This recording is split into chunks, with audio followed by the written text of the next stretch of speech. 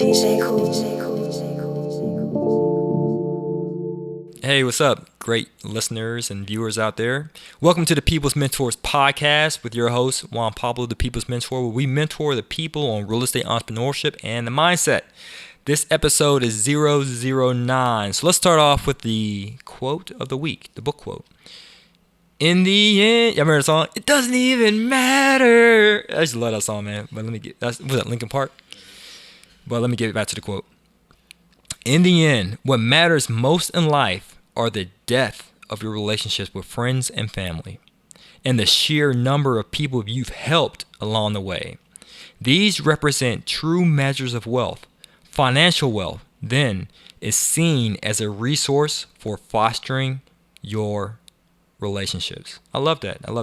Because that's what it's all about. It's not really just having a large bank account or a huge portfolio, real estate portfolio. All that stuff is great.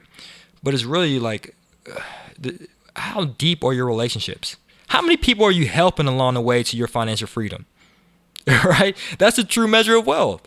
Financial wealth, as I say, quote unquote, financial wealth then is seen as a resource for fostering your relationships. So let's get into the word of the week, scale. Systems and credit allows leverageable equity. Systems and credit allows leverageable equity. So it's more so for real estate investing. The book of the week is Scaling Up by Vern Harnish. Now, he's one of the founders of EO Entrepreneur Organization and YPO, Young Presidents Organization. He wrote many books. He's also founder of Gazelles. This dude's like gifted in business and entrepreneurship. Man, has many books, many organizations that relate to it. And I learned a lot from this guy. The Rockefeller Habits, phenomenal work. He has a lot of great stuff. So my thoughts on the book, even though this guy, Vern Harnish, is an astute business person, serial entrepreneur, he says relationships is the most important thing out there, and use your wealth as a resource to better your relationships. And that's one thing I had to learn too as a person, getting older and maturing. Like, I listen to Andy Stanley. He's a pastor here in Georgia at Buckhead Church, so I go to his church often. And I remember last week he said something that was very profound. He said sometimes, like, you don't have to understand people. Everyone's different. We all have different backgrounds, different experiences, and so forth. We have different ideologies, different political standpoints on certain issues. Some Democratic, some Republican, some independent. Some are pro-health. Pro-life. Some are pro-choice. Everyone has different. It's not your job to argue with someone to understand them in order to help them.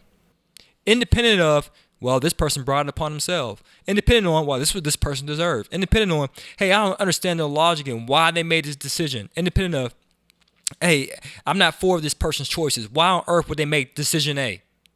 It's independent of that. If you're being blessed to the point you're getting more resources and so forth, you should have your fellow man in mind so that you can foster those relationships with that person. Okay?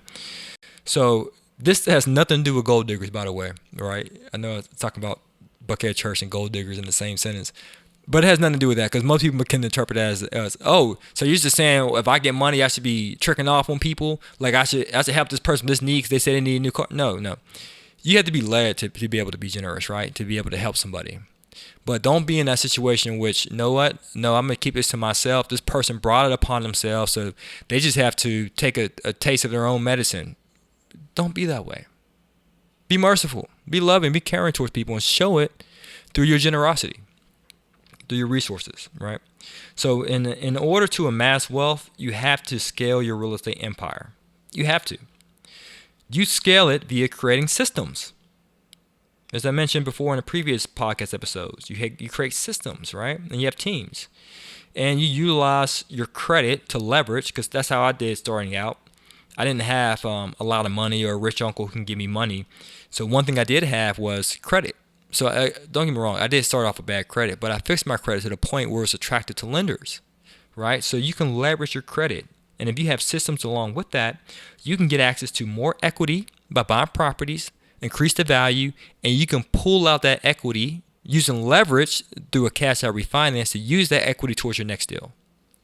But it's all contingent upon you having a good system in place, leveraging your credit, having good credit to get access to more capital in place, improving the value of that asset by increasing rents and decreasing expenses to improve the equity, as well as to replicate this so you can scale your portfolio so you can further help your fellow man.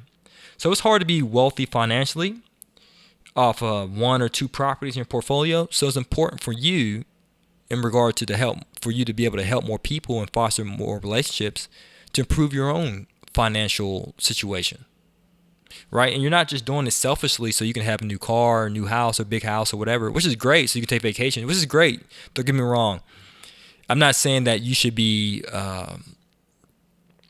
I'm saying like not for you to be 100% altruistic where you're just thinking about others, not yourself. No, you should enjoy the fruits of your labor. But you want to make sure you have a percentage or a portion of it to give to those who need your help, whether it's a family member, a friend, whether it's a charitable organization, a church.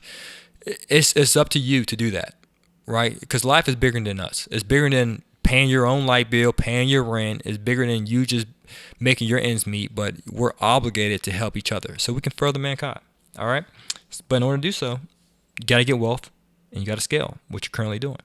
All right, and if you're interested in scaling your portfolio, rental properties, multi-unit properties, we definitely have a ton of resources available for you. Just visit our website, 100percentfinance.com, to learn more. And as always, guys, this is to your success. Continue to earn passively and live passionately. Peace.